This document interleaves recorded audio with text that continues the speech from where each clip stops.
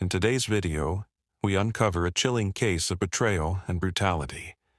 A man who was supposed to protect his family became the very reason for their tragedy. But his lies didn't last long.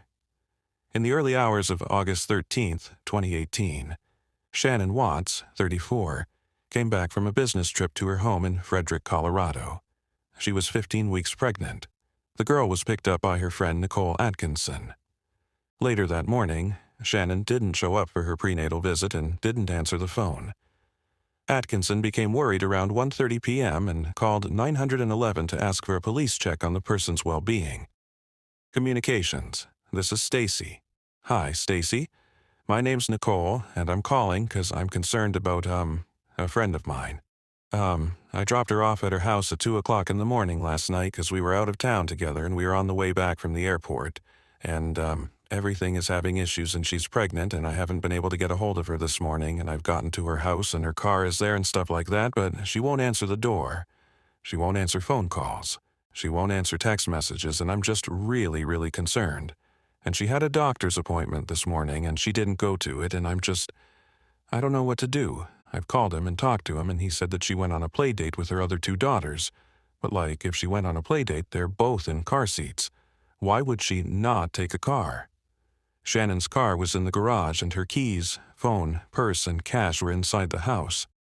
The problem was that Shanann and her girls, Celeste, 3, and Bella, 4, were not there.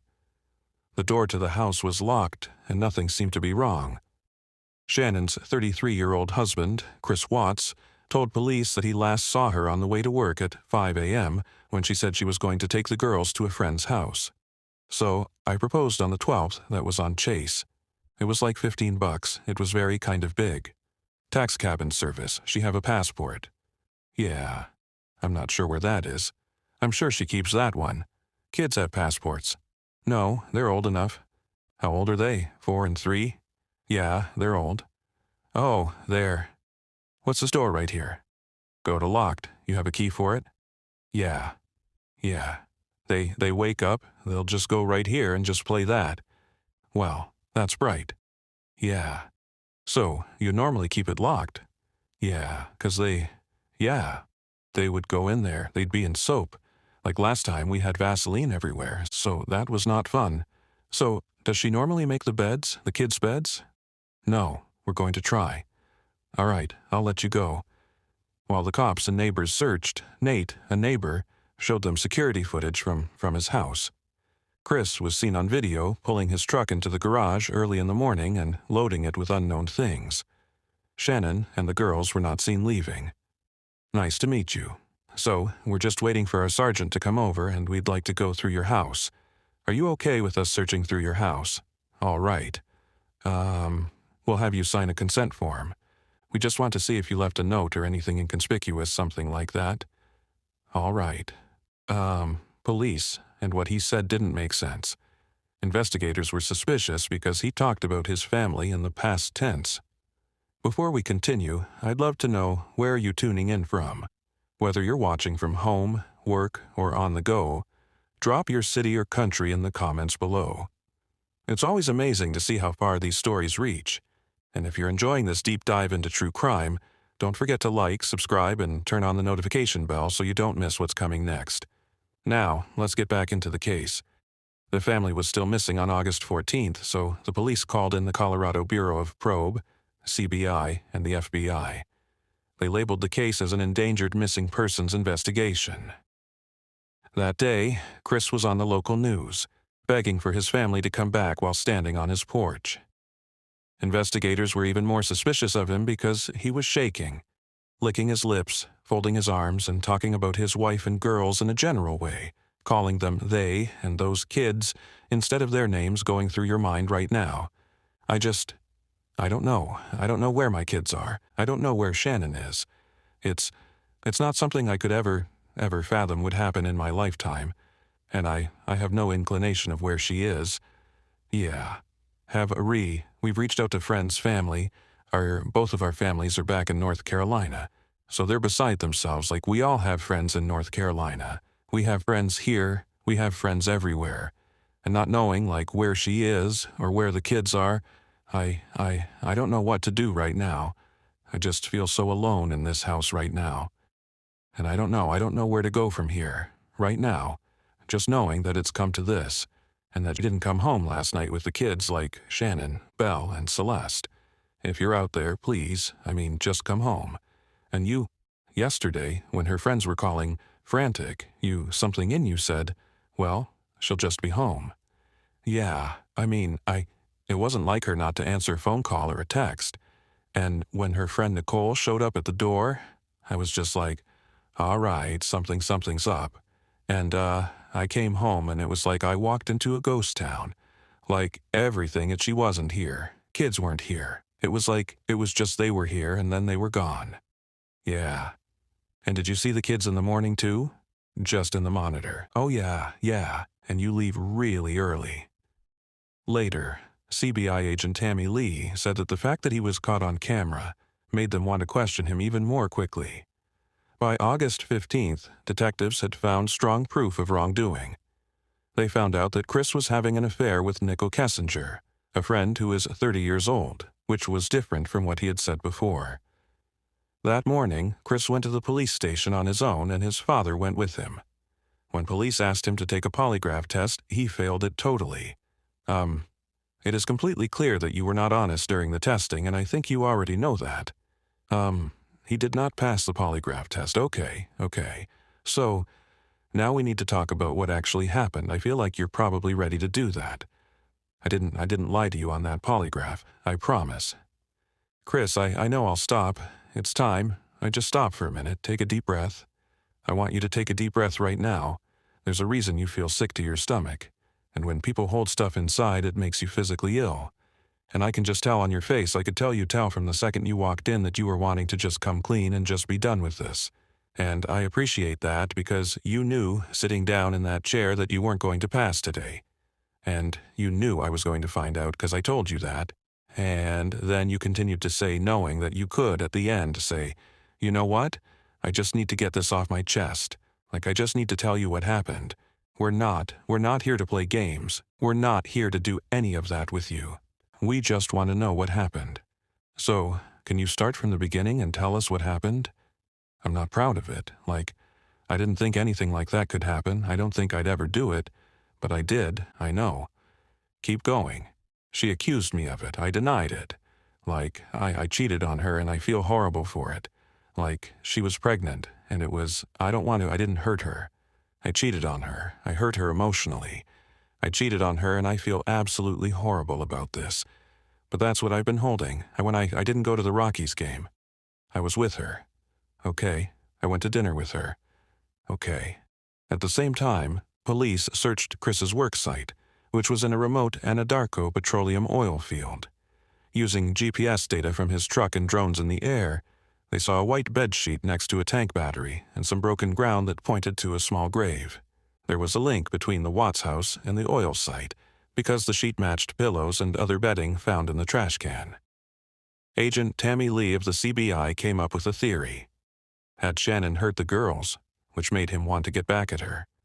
Then Chris asked to talk to his dad, Ronnie, by himself, even though they were still being taped. Chris finally told the truth, but he lied. He said he choked Shanann, but only because he was angry after seeing her choke Bella and Celeste. Investigators were not sure, but they had what they needed, his confession and the addresses of the victims. No one wants that night. Police found Shanann's body in a shallow grave near the oil tanks. They also found Bella and Celeste buried in different crude oil storage tanks. Rescue workers carefully took the girls' bodies out of the oil tanks on August 16th morning. They had been there for 4 days. Chris went to Weld County Court that same day for a bond hearing. He was now officially charged with the killings. Now it was clear what had happened. Shanann had been killed in her own home and Bella and Celeste had been taken alive to the oil site and killed there. In the end, GPS records showed that Chris drove straight from his house that morning to the oil field. In just 3 days, Chris was caught and all 3 of his victims were found. All 3 of the victims died of suffocation. Shanann was choked to death and Bella, 4, and Celeste, 3, were suffocated. Shannon's body was dug up on August 16th and buried in a shallow hole. She was only wearing a t-shirt and knickers. The doctors saw cuts on her face and neck, which were probably caused by pressure, but no major injuries inside her. Weld County District Attorney Michael Rohr says that she was strangled slowly, not all at once. The analysis showed that Bella fought for her life. Her jaw was hit hard. She had cuts and bruises in her mouth and someone bit her tongue. Prosecutors came to the conclusion that Bella fought for her life while she was being choked. Except for the effects of the heavy oil she had been in for 4 days, Celeste didn't have any visible wounds. A 2,000-page discovery file was put together by investigators with proof against Chris Watts. It included forensic analysis, text messages, interviews, and CCTV footage. Important physical clues directly linked him to the crime. A fitted bedsheet from Watts's master bedroom was found at the oil site. The pillows and top sheet that went with it were found in the trash in the kitchen. This made it very likely that Chris had moved Shanann's body using the blankets before throwing it away. Smell-wise. So, that one's the one that needs to go by itself. Yeah, I think we can just drape it over this bar. His work truck's GPS and phone records showed that he drove straight to the oil site from his house on August 13th, showing that he had planned where to bury the bodies. Other strange things were also seen in his phone logs. Before Shanann was even reported missing that morning, he took Bella and Celeste out of school and called a real estate agent to talk about selling the family house. The next day, while still trying to look for his family, he threw away things that could be used against him in a nearby skip. These included his clothes and his daughter's Yankees-themed blanket. Digital records also showed that his marriage had ended in the months before the killings. Investigators found texts between Chris and Shanann that showed how she begged him to fix their relationship. Chris became more distant and uninterested over time, while Shanann sent Chris self-help books and emotional messages to try to save their marriage. But Chris rarely replied. Shanann told her friends in the weeks before the killings that her husband had become cold and distant. Chris was planning a new life without her in secret. At the same time, people at work knew that he would be working alone at a remote spot on August 13th, which is where the bodies were later found. He had also looked up vacation spots, relationship tips, and even apartments for rent online. It looked like he was getting ready for a life without his family while acting like his life was normal. Chris's mistress, Nichol Kessinger, who works at Anadarko Petroleum, gave important proof after hearing about the missing family in the news on August 15th. She told the cops what she knew. Kessinger told Chris that he had lied to her about being in a relationship with her since June 2018. When Kessinger found out that Shanann wasn't her ex-wife, but a pregnant woman who had gone missing, she became suspicious and worked with the cops. Phone records showed that Chris and Kessinger had talked on the phone more than once on August 13th, which was the day of the killings. She remembered later that he seemed oddly emotionless, even though his family had just left. She said something that's important, that if he didn't have a child on the way, or if she didn't know that, she would have continued the relationship. Right. What do you killed his kids? At what point does he think that I'm going to be relation? I'm not talking about the children. I'm just talking specifically about her. If you only knew if the kids were still here, and he called you and said, I'm divorced from my wife, and he gets away with this, do you understand what I'm thinking from his aspect? I still wouldn't do it because I'd be like, where did she go? Okay? Because I'm under the impression that she's a really good mom. Like, he never bashed her mom in skills. Like, no, I wouldn't, no, okay, no. And that's that. You see where I'm trying to take that? Yes. So, you guys never had a conversation about the child. Period. I didn't know at all. All right. And by your words, if you did know, you would have ended the relationship. Well, because it wouldn't have made sense to me that he's like, I'm getting separated. Oh, by the way, I have a baby on the way. It's like 15 weeks. You are a liar. You're just trying to sleep with me. That's what I would have probably interpreted that as, and I'd have just shut that off at work and that would have been the end of it. Okay. They were killed on the same day that she looked for Shanann's name and read about the missing family in the news. Over the next few days, she also Googled Amber Frey, Scott Peterson's lover, and questions like, "Do people hate Amber Frey?" And as Frey made money from a book deal, the police had enough proof to charge Chris with all 3 murders because he had admitted to them. However, the whole story didn't become clear until February 2019, when he confessed to the murder over the course of 5 hours and said it wasn't an accident. He talked about how he waited for Shanann to fall asleep before suffocating her.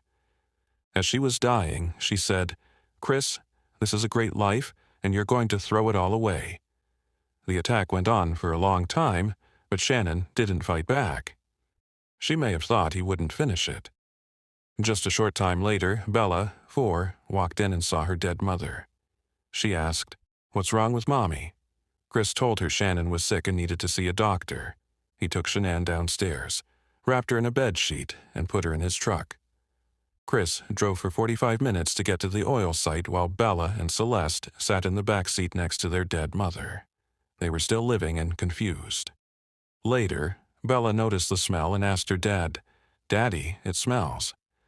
It was survey 319 when Chris pulled Shanann's body out of the truck and put her on the ground.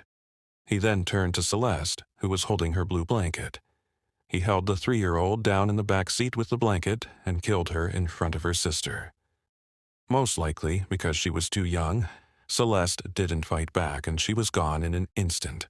As Bella watched in shock, she screamed, "Daddy! No!" These were her last words before Chris hit her on the neck. Bella, on the other hand, fought hard for her life, turning her head back and forth, biting her tongue and screaming as he smothered her. Chris, however, beat her and killed her just like he had killed her sisters. After killing all 3 people, Chris took Shanann's body to a small hole he had dug earlier and buried her there, for his girls. He opened the hatches on 2 oil storage tanks and pushed their bodies through the 8 holes one at a time, submerging them in crude oil.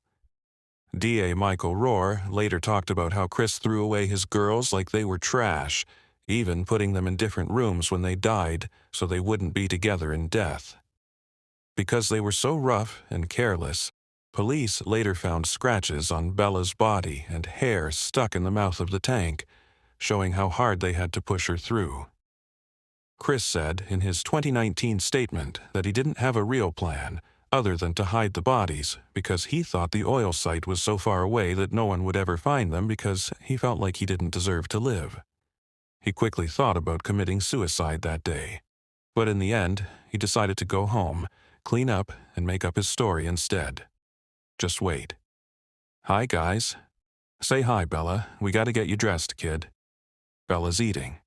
Bella's eating some of the ingredients. She got a nice little bowl of chocolate chips. Look at that. "What is that, Bella? Can you show them?" "What is it? Cute. Is it chocolate? Is it chocolate? It's chocolate. Milliminium morsels, right? Yeah, good job. So, she's been eating my peanut butter and the chocolate morsels so far today. So, we're going to let a few more people hop on and then we're going to get, cooking here." Chris finally admitted what he did, but he hasn't given a lot of information about why he did what he did. In the interview, in February 2019, he said that he wasn't blindly angry when he killed the people. Instead, he said that he felt numb and lifeless. Chris Watts said he didn't feel anything or want to stop after killing Shanann. He told her that he was mad at her because he saw their girls as part of her. He admitted that his relationship with Nichol Kessinger set off the events, but claimed that she never told him to hurt anyone. In letters from prison, he said that he planned the killings and had decided the night before that he would not tuck in Bella and Celeste again. Psychologists call Watts a family destroyer who is driven by narcissistic arrogance. Instead of getting a divorce, he killed his family because he thought he could control them. Watts pleaded guilty on November 6, 2018, so he would not be put to death. Even though they were very sad, Shannon's family asked the lawyers not to go for the execution because they didn't want to have to fight the case for years. He was given a harsh sentence on November 19th, and Shannon's father said he was cruel and wished he could see the faces of his victims every time he closed his eyes. He betrayed her, and her mother told him, "Your life is now between you and God." Were she able to understand, Watts didn't say anything and wouldn't say sorry. Judge Marcelo Copso gave him 5 life sentences without the possibility of release. 3 of them were for killing Shanann, Bella, and Celeste, and the other 2 were for killing his daughters when they were under 12 years old and in his care. He also got 36 years for messing with the bodies, and 48 years for illegally ending Shanann's pregnancy, even if his life sentences were ever shortened. The extra decades would make it impossible for him to ever get out of jail. I hope that Shanann, Bella, and Celeste are at peace. Thank you for watching this shocking and heartbreaking true crime case. It's terrifying to see how someone who should protect their family can instead become the source of such unimaginable pain. Cases like these remind us how fragile life is, and how important it is to stay aware of the warning signs around us. Share your thoughts about this case in the comments below. I'd love to hear your perspective. Don't forget to like, share, and subscribe for more true crime documentaries. Stay safe, take care of yourself and your loved ones, and I'll see you in the next video.